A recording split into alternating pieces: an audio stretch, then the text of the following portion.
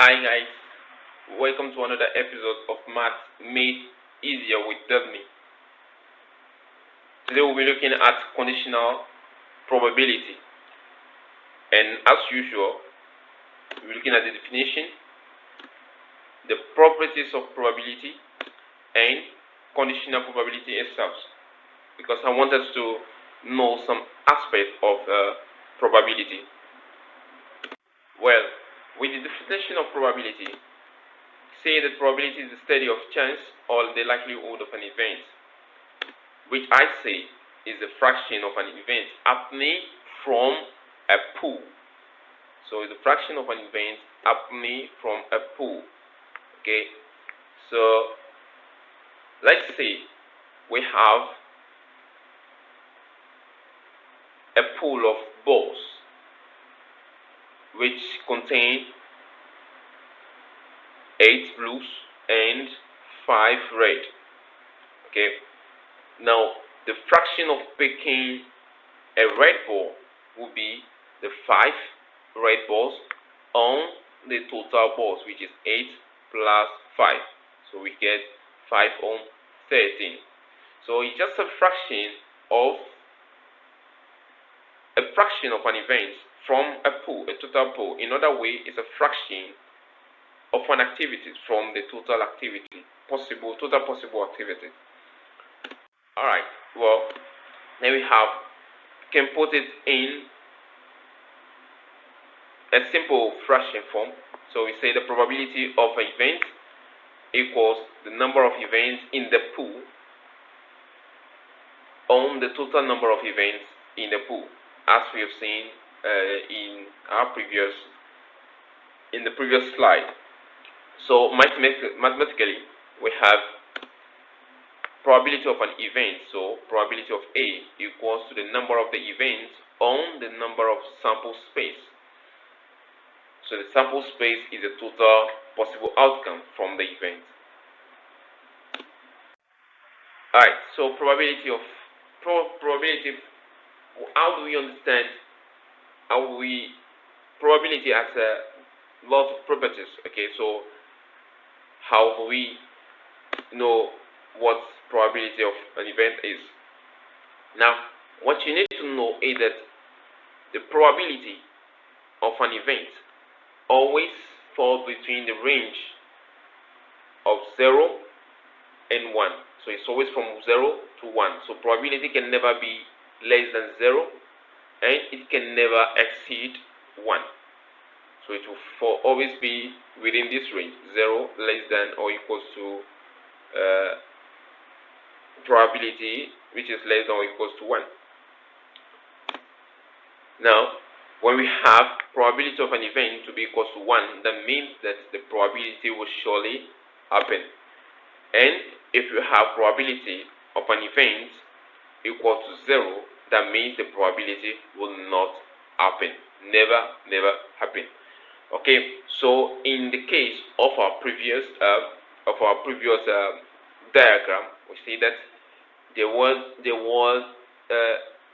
no white ball. So I didn't mean the question has said that we have to find the probability of white balls. So that means that the probability of white ball will be 0 because there wasn't any white ball. Alright, so here we have the final properties, which says that the probability of an event plus the probability of the event not occurring. Okay, so we have here, this is A complement. So probability of A complement, which means not A. So the probability of A plus the probability of not having A should be equals to 1. Let's look at an example. So I would say take the same pool of balls.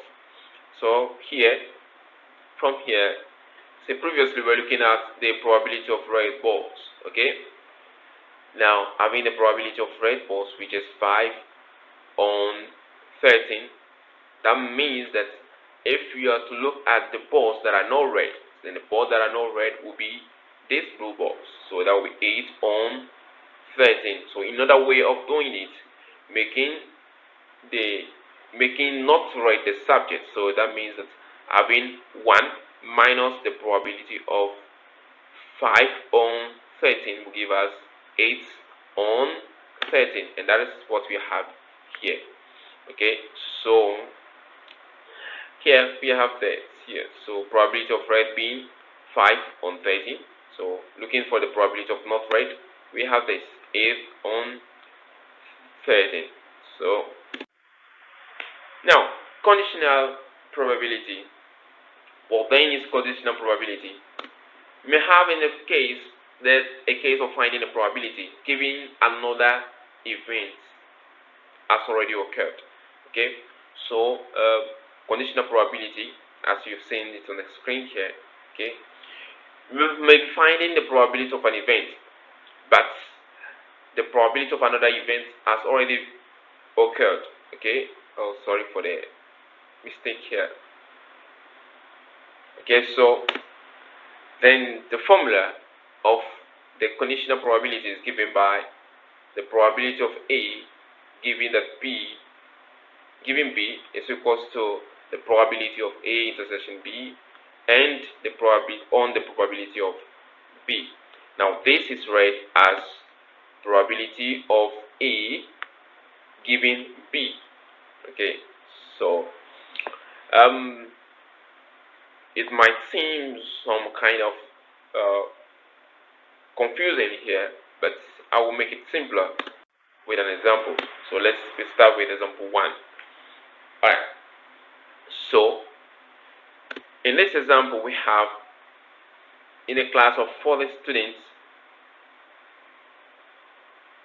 so 40% of the students in a class of 100 students, for instance, so 40% of the students study math and science. So here we have an intersection here, 40, that means 40 of the students study math and science, and we also have 60% studying math.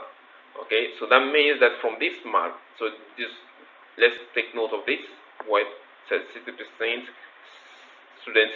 of the students studying math. So that means that within these students studying math, we may still have some students studying science. Okay, so here we just say a whole of the math students, but not only the math students. Alright, so now the question says that to find a student studying science given he or she is already studying math. So this means that here we have a condition given to us, and the condition is the student studying math. Okay, but we are looking, the focus is on the focus should be from the student studying math. That means from the student studying math, we are picking the science student. Is that clear? Alright, so how do we do that? So we have here from our preamble, we have this. Okay, so obviously, and we have the probability of math, which is 0.60. Okay, then since the focus is on the science, okay, since the focus is on the math student, so from the math student we are picking the science students. So that means that we have 40, okay, 40 possibility, because 40% study math and science. So that means that there's possibility that so that means that all the 40 students study science also as well. So we pick the 40 out of the 60, and that will give us a 0.67, which is the final answer. We can also use I like using Venn diagram to explain this. So we have this. So we have the science student found in the math student region. Okay, so that is that, and it is quite simpler here like this. Okay, so since the focus is on the math, we pick the science from there, and you know that probability is a fraction, so we have 40 out of 60, and that is our answer. And then we move to example 2. Another example. Okay, we may have some a little bit complex situation, and as in this we have okay, this is another interesting question. Two reasoning. So we have two reasoning problems here, okay, A and B, and 35% students solved problem A, and 15 students solved both problem, problems, but 25% did not solve any. So now listen to the question. Say, how many students who solved the first problem, who solved? That means here that the condition here is the first problem. So here our focus is on the first problem. So from the first problem, we need to pick the students who were able to solve the second problem. Okay, I hope that is clear. So obviously, I think I should use the Venn diagram also to explain this. So we have this, as you can see here.